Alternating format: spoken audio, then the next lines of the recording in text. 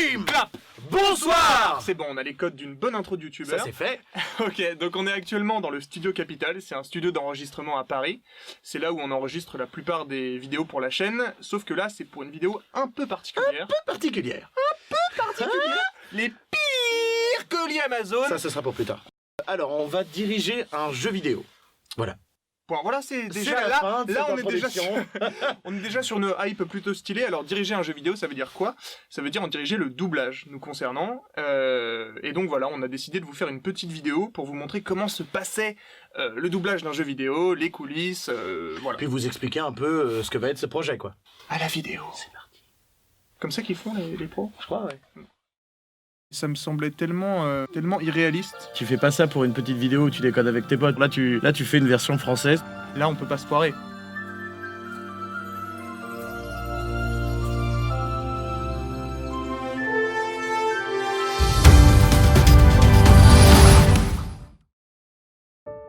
Je m'appelle Amaury, j'ai 26 ans. Je suis le chef d'équipe sur le projet Onirisme. Ça fait déjà 3 ans qu'on travaille sur ce projet-là. On s'est tous rencontrés en 2012 au Studio Mercier. En 3 ans, on a réussi à tisser des liens, à se connaître. Et c'est en 3e année, avant le diplôme, que Onirisme est né, par l'initiative de 2 de mes collègues. Je suis tombé par je ne sais quelle raison sur la page d'Onirisme.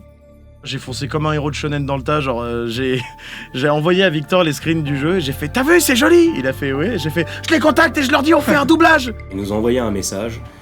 « Salut, on adore votre jeu. Est-ce que vous voulez pas des voix super cool dessus ?» On a fait « Ah, oui, carrément, pourquoi pas, on peut peut-être se voir pour en discuter. » Et là, il y a eu le coup de foudre. Là, on s'est vu, on s'est regardé droit dans les yeux, puis on a fait « Ouais, c'est bon. Il y a quelque chose qui va se faire. » Moi, c'est Aurélien. Je bosse pour Crimson Tales, donc sur de l'illustration, de la 3D, beaucoup d'autres petites choses. Alors moi c'est Charles, je suis musicien, compositeur et sound designer pour Onirisme. Mon travail il est essentiellement post-productif, c'est-à-dire que je travaille en étroite collaboration avec Alexis qui vraiment me rôde. La base du projet, c'est quand même Alexis et Mathieu. Alexis qui est DA, intégrateur Unity, magicien voodoo aussi à ses heures perdues. Et Mathieu qui est animateur sur le jeu. L'idée vient d'eux.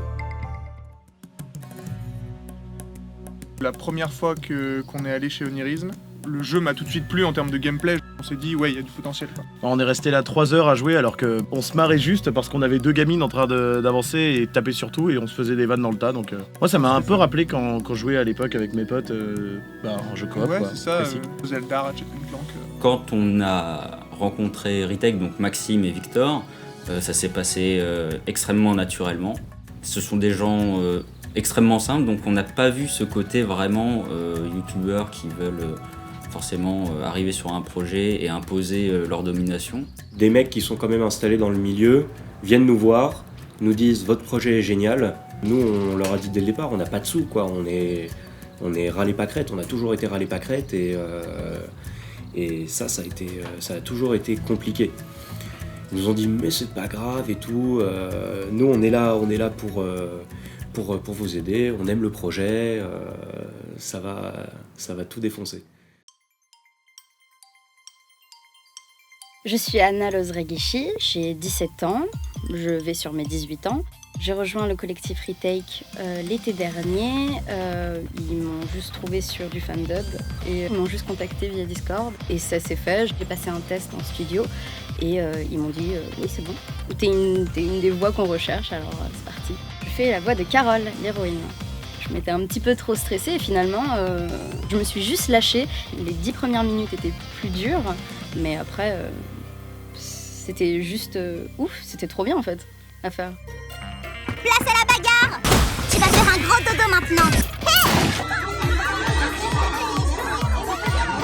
En tant qu'ingénieur du son aussi, j'ai eu l'énorme plaisir de pouvoir travailler sur les voix d'Anna, qui fait la voix de Carole pour Onirisme et qui a fait un travail extraordinaire. Et en fait, ce qui a été très drôle, entre guillemets, c'est que du coup, j'ai dû récupérer toutes les voix et faire la sélection, vraiment tout découper, vraiment faire en sorte que que tout soit bien mixé, vraiment avec une bonne dynamique de voix qui puisse être exploitable dans le jeu. On n'en parle pas forcément beaucoup, mais c'est vrai que au-delà du fait que les voix soient bonnes, même très bonnes, c'est l'importance en fait de l'humanisation de Carole par la voix. Dire que ouais, ça fait un petit truc. T'arrives dans un vrai studio avec du vrai matos, avec une salle complètement insonorisée, avec les micros, tout ce qu'il faut. On s'est dit ça va être pas mal quand même. Il y a une vraie pression aussi. Parce Ouais, que là ouais. tu sais que tu fais pas ça pour une petite vidéo où tu déconnes avec tes potes. D'habitude, c'est nous, nos propres clients, donc si on s'est foiré sur un truc, on se dit bon bah on s'est foiré, c'est pas grave. Là, on peut pas se foirer. Est-ce qu'il y aura des guests? Oui. Non. Maxime, il a la folie des grandeurs.